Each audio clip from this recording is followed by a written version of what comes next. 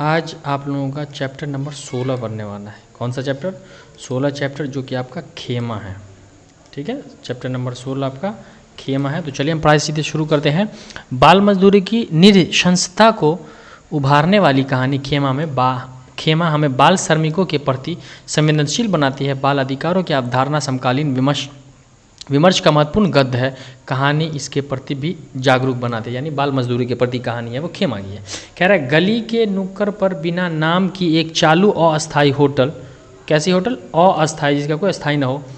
टूटी सी टेबल पर चाय बनाने के लिए भट्ठी के साथ लगता लाल पंखा। पास ही दीवार से सटे एक टेबल पर 8-10 लीटर दूध से भरा। कितना बाबू? इस बार ऑब्जेक्टिव बड़ा हेवी पूछेगा, याद रखना। 8-10 लीटर दूध से भरा एल्युमिनियम का भगोना और चाय शक्कर के डिब्बे में एक छींका जिसमें 8-10 गिलास है। ये ऑब्जेक्टिव याद रखना। छींके में कितना गिलास था? 8 से 10 गिलास था। पिछली बार ऑब्जेक्टिव में पूछ दिया है, बहुत सारे बच्चे को दांती लग गया। तो आप ऑब्जेक्टिव सही से पढ़ो, इसलिए मैं आपको पढ़ा रहा हूँ कि किताब का ऑब्जेक्टिव ही गेस में होता है। ठीक है, आगे पढ़ते हैं हम। इस मुक्ताकाशी होटल का मालिक कसारा था। होटल का मालिक कौन था? कसारा। अपने काम को हल्का करने के लिए पास के किसी गांव से एक बालक को ले आया। कुछ तुतला के बोलते। इस बालक का नाम था खेमा। तो हो गया कि होटल का मालिक हो गया कसारा, और उसमें जो काम करता था उसका नाम हो गया खेमा, जो तुतलाता था। यह लगभग 8-9 वर्ष का दिखाई पड़ता था। कितने साल का लड़का था खेमा? 8-9 वर्ष का। ये भी ऑब्जेक्टिव में आपको याद रखना। उसके बाद कह रहा है कि उसका रंग गेहुआ था। खेमा का रंग कैसा था? गेहुआ सावला था। कद लगभग 3.5 फुट। तो खेमा कितने फुट का था? 3.5 फुट का था। ये भी ऑब्जेक्टिव पिछली बार पूछा गया है। खाकी निकर के साथ पेबंद लगी कमीज पहने था। दूध के दांत भी अभी पूरे नहीं गिरे थे और चढ़ने लगा खेमा रोजगार की पायदान पर, यानी रोजगार करने के लिए। सुबह की ग्राहकी के समय कसारा चाय बनाता है ना। सुबह में जो ग्राहक कस्टमर आते तो ग्राहकी के समय कसारा चाय बनाता। खेमा गिलासों को ग्राहकों को दे आता।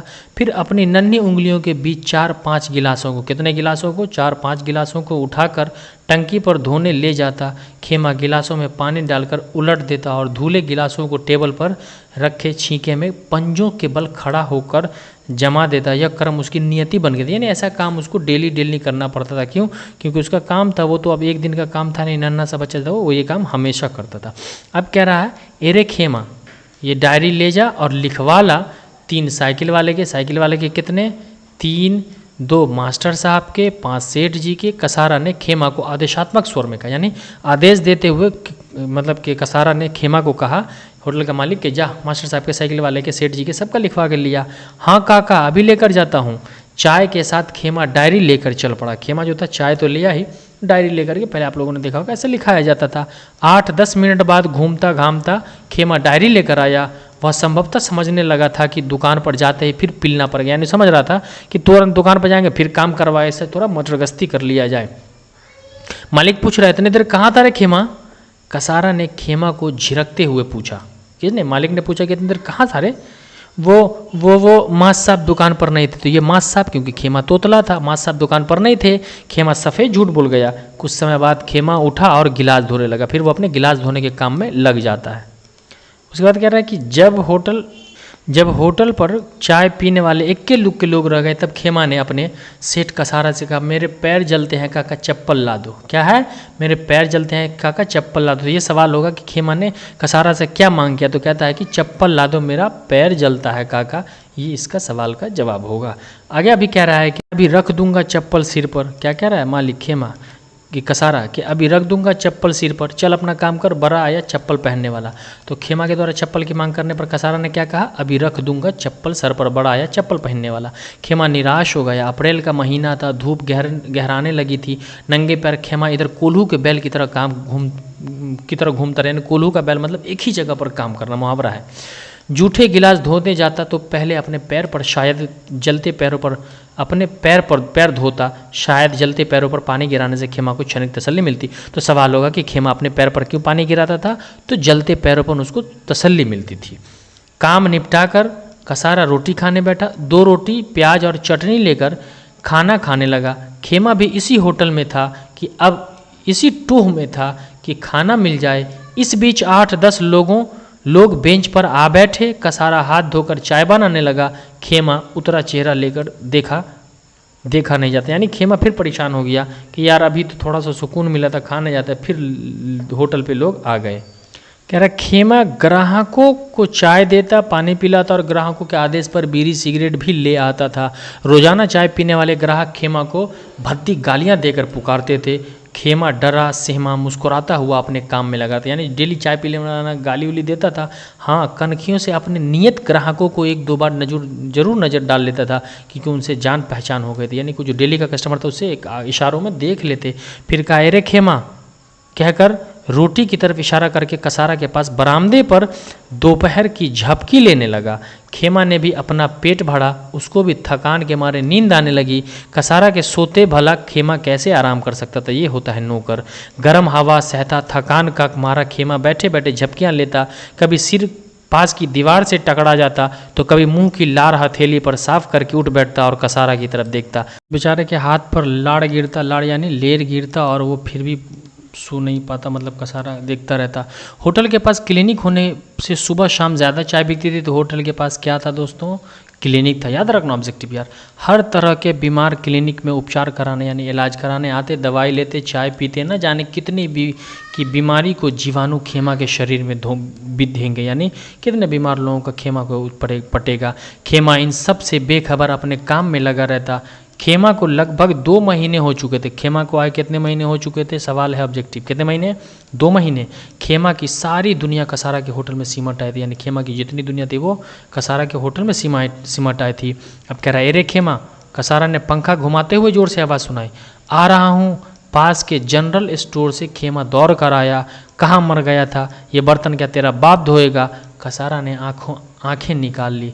कसारा के ताने सुनता खेमा बर्तन साफ करने लगा। इसे कहते हैं नौकरी दोस्तों, बाल मजदूरी। इसलिए आप पढ़ो, क्लास सही से अटेंड करो, आपको बाल मजदूरी मैं नहीं करने दूंगा जब तक मैं हूँ। कह रहा है अरे खेमा, पहले यहाँ आकर 4 चाय जनरल स्टोर पर दिया। कसारा ने नाटकीय क्रोध में कहा, गुस्से में कहा, जा रहा हूँ। खेमा ने शांत स्वर में कहा, मालिक ही गुस्सा था, नौकर नहीं। शाम होते होते बर्तनों की सफाई नहीं हुई, इस कारण खेमा की पिटाई हो गई। खेमा बाल्टी लेकर हैंडपंप पर गया, जैसे तैसे पानी की बाल्टी ले आया। संभवतः कसारा का खौफ खेमा के उत्तेजना भर दिया, यानी उसको डराए रखता था। खौफ से बालक स्थिर होकर बैठा रहता, परंतु खेमा तो कसारा के खौफ के आगे मशीन की तरह दौड़ता रहता, यानी खेमा जो होता उसके पीछे काम करता रहता। रात होने से पहले खेमा से सभी बर्तनों ने सफाई कर दी। कसारा और खेमा ने खाना खाया। कुछ देर बाद दोनों अपने अपने बिस्तर पर लेट गए। कसारा जाग रहा था, परंतु खेमा सोते ही नींद आ गया। खेमा थका था बच्चा, वो सो गया, और कसारा जो था वो बिल्कुल जगा हुआ था, और बच्चा नींद में काम करके थक करके सो गया, उसे नींद आ चुकी थी।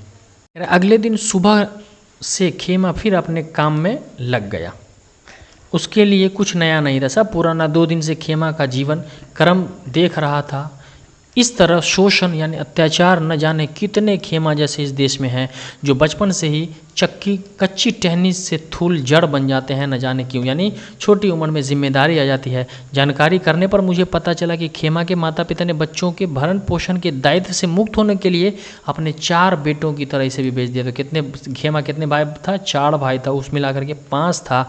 खेमा भाइयों में सबसे छोटा था। खेमा भाइयों में क्या था, सबसे छोटा था। मैं सोचा खेमा को कुछ समय अपने पास रखकर स्कूल में दाखिला दिलवा दूंगा। यानी मैं सोचा, यानी मैं एक शिक्षक सोचता है, जैसे मैं शिक्षक हूँ आपका, वैसे एक शिक्षक सोचता है। यहाँ कसारा चाय पत्ती शक्कर लेने बाजार गया, मुझसे रहा नहीं गया और मैंने खेमा को आवाज़ लगाई। खेमा टेबल पर गीला कपड़ा घुमाता छोड़कर मेरे पास आया। क्यों खेमा, तुझे तेरे सेठ जी कितना रुपया देते हैं? मैंने उत्सुकता से पूछा। मैं नहीं जानता, बापू जानते हैं। खेमा ने हथेली घुमाते हुए स्पष्ट स्वर में कहा कि मुझे नहीं पता, बापू ने पैसा लिया था। तुम स्कूल नहीं जाते हो खेमा? मेरे प्रश्न ने खेमा को चौंका दिया। मेरी तो पढ़ने की इच्छा है, पर बापू स्कूल नहीं भेजते कहते हैं। खेमा मेरे सामने बैठ गया। खेमा ऐसा बोला कि मेरी इच्छा तो है पढ़ने की, पर बापू पढ़ने नहीं देते, और कहते वो बैठ जाता है। तू तेरे सेठ के पास खुश है? मैंने पूछा। खेमा निरुत्तर, यानी कोई उत्तर नहीं था। निरुत्तर यानी बिना उत्तर के। मेरे साथ चलेगा? मैंने दृढ़ता से कहा। क्या काम करना पड़ेगा? नन्ही सी जान ने मुझे निरुत्तर कर दिया। नन्ही सी जान पूछता कि क्या काम करना पड़ेगा? उसे चलेगा, फिर ले जाकर के काम कराएगा। स्कूल जाना, पढ़ाई करना, मेरे साथ रहना। मैंने प्यार जगाया। यानी शिक्षक ने कहा कि तुम्हें काम नहीं करना पड़ेगा, तुम मेरे साथ रहोगे, स्कूल जाओगे, खाओगे, पढ़ोगे और मेहनत से काम करो। उसके चेहरे से प्रसन्नता झलकने लगी। मैंने 2-3 दिन तक छानबीन करके खेमा के गांव का पता लगाया और उसके पिता से मिलने गांव गया। जा पहुंचा, उसका पिता टूटी फूटी झोपड़ी के बाहर खाट बिछाए बैठा था। उसका पिता बैठा था, थका सा शरीर, उदास चेहरा, थका सा शरीर और उदास चेहरा मुझे देखकर उठा और हाथ जोड़कर भय मिश्रित आश्चर्य से देखने लगा, यानी भय से। आप खेमा के पिता ने पूछा। मैं अध्यापक हूँ, खेमा को जानता हूँ, मैंने कहा। वो एक होटल पर है साहब। खेमा के पिता ने दीर्घ श्वास छोड़ते हुए बड़ी परेशानी से उसके खेमा के पिता ने कहा, मुझे मालूम है, मैं चाहता हूँ खेमा को पढ़ाऊँ, उसे अच्छा इंसान बनाऊँ, इसीलिए खेमा को लेने आया हूँ। मैंने सहजता से कहा, यानी मास्टर ने, शिक्षक ने कहा, मैं खेमा को लेने आया हूँ। खेमा के पिता की आंखें भर आई, रोने लगा बेचारा। निश्चय ही उसके मन में अपने बच्चे के प्रति अनुराग उमड़ आई थी। कोई माता पिता अपने बच्चे से काम नहीं कराना चाहता है, लेकिन मजबूरी। ठीक है, पर कसारा को उसके रुपये लौटाने पड़ेंगे, खेमा का पिता बोला। मैं व्यवस्था कर दूंगा, मैं सहसा। शिक्षक कहता है कि पैसे की चिंता ना करें, मैं कर दूंगा। उसके चेहरे पर संतोष की लकीरें उभर आई। वह मेरे साथ चल पड़ा।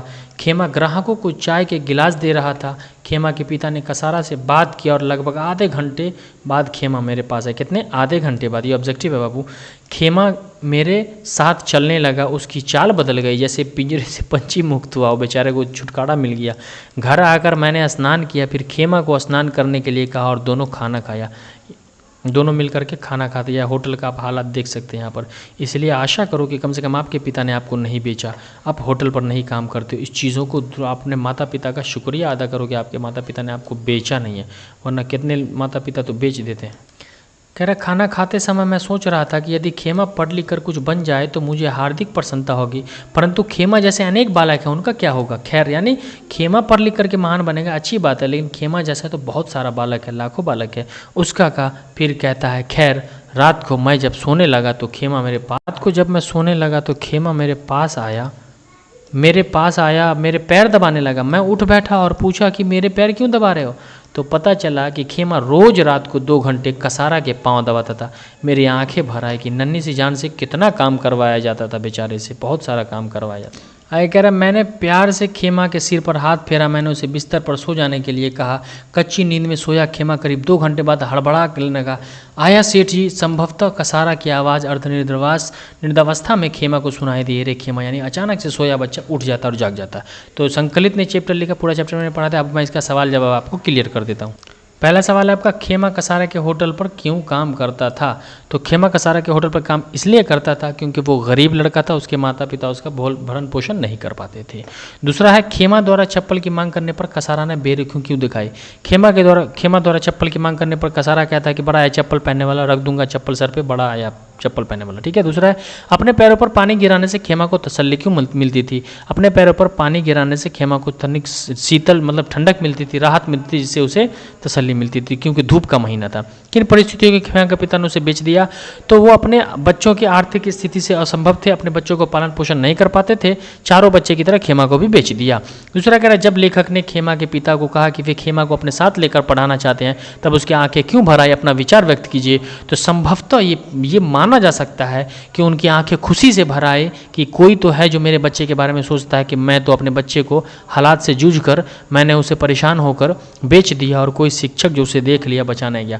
तो ये पूरा 5 सवाल आपका क्लियर हो चुका है। अब चैप्टर भी पूरा आपको समझ में आया होगा खेमा और कसारा के बारे में। वीडियो समझ में ना आए तो 2 बार देखो। अगर कोई प्रॉब्लम हो तो कमेंट बॉक्स में पूछो, मैं चैप्टर को और अच्छे से फिर एक्सप्लेन करने की कोशिश करूंगा। चैनल पर नहीं तो चैनल को सब्सक्राइब जरूर करो, बेल आइकन दबाओ और क्वेश्चन आंसर क्लियर करते रहो। जब तक के लिए थैंक यू पूरा वीडियो देखने के लिए बहुत बहुत।